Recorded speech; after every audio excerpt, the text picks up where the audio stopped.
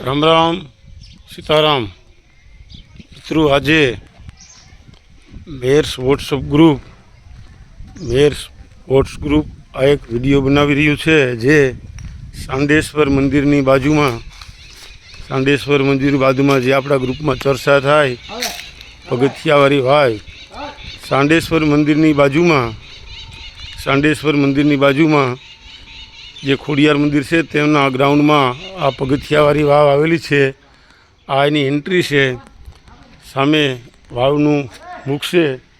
તો આજે આપણે કુતિયાણાવાળા ભજની શ્રી રામાકાંધા વડોદરાની યાદી સાથે આ વિડીયો બનાવશું।